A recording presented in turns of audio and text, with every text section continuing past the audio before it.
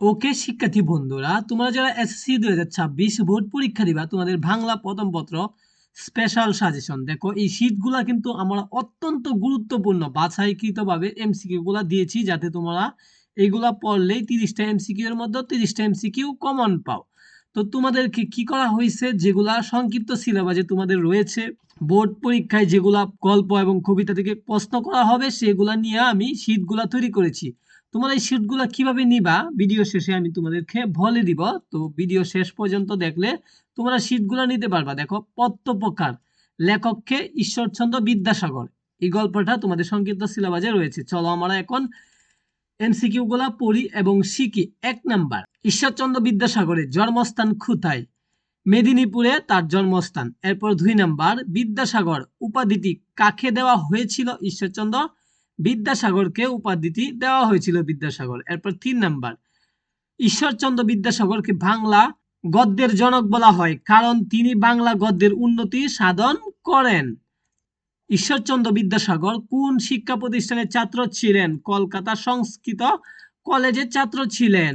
তারপরে 5 নাম্বার, ঈশ্বরচন্দ্র বিদ্যাসাগর প্রকাশিত শিশু পাঠ বইয়ের নাম কি? এটার উত্তর হলো বর্ণ পরিচয়। 6 নাম্বার, দয়ার সাগর উপাধিটি কেন দেওয়া হয়েছিল? তিনি ছিলেন দয়াশীল ও সহানুভূতিশীল।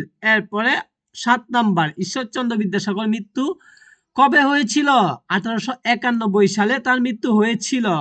এরপরে দেখো 8 নাম্বার, প্রত্যপ্রকার গল্পটির লেখককে? ঈশ্বরচন্দ্র বিদ্যাসাগর। ওকে, পরে আমরা দেখি 9 নাম্বার, প্রত্যপ্রকার গল্পটি কোন গ্রন্থ থেকে সংরক্ষিত?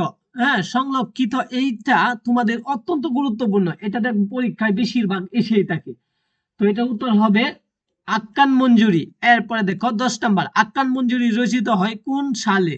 1868 সালে। গল্প প্রধান চরিত্র আলী ইবনে আব্বাস কার প্রিয় পাত্র ছিলেন?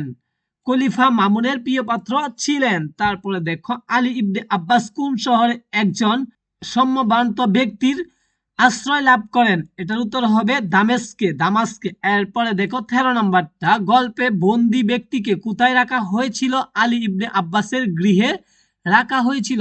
আলী ইবনে আব্বাস প্রথমে মন্দির পরিচয় কিভাবে জানতে পারেন? মন্দিরের মুখ থেকে। হ্যাঁ, এরপরে দেখো 15 নাম্বার, আলী ইবনে আব্বাসকে আশ্রয়দাতাকারী ব্যক্তি কোথায় বাস করতেন? দামাস্কের মসজিদের পাশে বাস করতেন। এরপরে 16 নাম্বার, আলী ইবনে আব্বাসের আশ্রয়দাতা তাকে কি দিয়ে সাহায্য করেছিলেন? উল্লিখিত সবগুলো দিয়ে সাহায্য করছিলেন। অর্থ, খাদ্য, হ্যাঁ, নিরাপদ পালানোর সুযোগ, এগুলো সবগুলা দিয়ে তিনি কি করছিল? সাহায্য করেছিল। 17 নাম্বার, খলিফা মামুন কোন শহরের শাসক ছিলেন? বাগদাদের শাসক ছিলেন। 18 নাম্বার, আলী ইবনে আব্বাস কখন খলিফার কাছে বন্দির জন্য সুপারিশ করেন? তখন খলিফা কি বলেন? তাকে প্রাণদণ্ড দেওয়ার হুমকি দেন। 19, গল্পে খলিফা মামুন কেমন চরিত্রের ছিলেন? মুহৎ ও সুবিবেচক। এরপরে 20 নাম্বারটা, গল্পে আলী ইবনে আব্বাস থেকে সবচেয়ে বেশি শ্রদ্ধা করেন খলিফা মামুনকে। আলী ইবনে আব্বাসের চরিত্র কেমন? হ্যাঁ, কৃতজ্ঞ ও সাহসী। আলী ইবনে আব্বাস দামাস্কে কেন গিয়েছিলেন? যুদ্ধের কারণে গিয়েছিলেন। 23 নাম্বার, আলী ইবনে আব্বাস আশ্রয়দাতা বাড়িতে কতদিন আশ্রয় ছিলেন? 1 মাস। এরপর খলিফার নির্দেশে বন্দি ব্যক্তিকে কার হাতে তুলে দেওয়া হয়? কার হাতে তুলে দেওয়া হয়? আলী ইবনে আব্বাসের হাতে তুলে দেওয়া হয়। আলী ইবনে আব্বাস কিভাবে আশ্রয়দাতাকে চিনতে পারেন? তার কথা শুনে চিনতে পারেন। এরপরে দেখো 26 নাম্বার, খলিফা কেন আলী ইবনে আব্বাসকে প্রাণদণ্ড দিতে চেয়েছিলেন? কারণ তিনি ভেবেছিলেন সে বন্দি পালাতে সাহায্য করেছিল। এরপরে 27 নাম্বার, আলী ইবনে আব্বাস বন্দি মুক্তি করার প্রধান উদ্দেশ্য কি?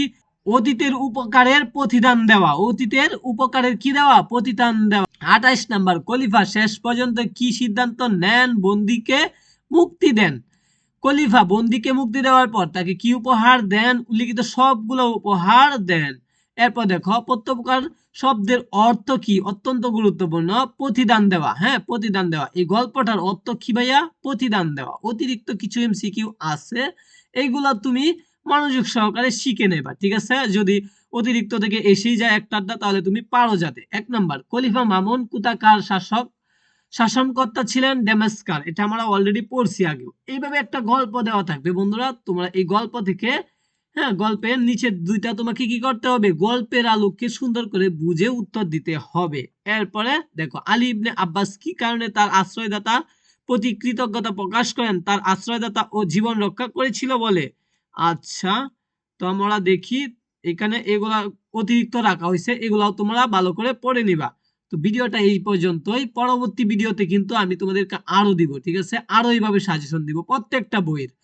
তো কি করবা, এই পিডিএফ গুলা পাওয়ার জন্য আমাদের গ্রুপে জয়েন হবা। দেখবা একটা গ্রুপ আছে তোমাদের এসএসসি 2026 এর গ্রুপের লিংক দেওয়া আছে অ্যাবাউট অপশনে। এখান থেকে লিংকে জয়েন হইলে তোমরা এগুলো ফ্রিতে পাইবা এবং হোয়াটসঅ্যাপ নাম্বার দেওয়া আছে বায়ুতে টিকটকের। তোমরা এখান থেকেও হোয়াটসঅ্যাপ নাম্বারে নক দিলে তোমাদেরকে পিডিএফ গুলা দিয়ে দিব।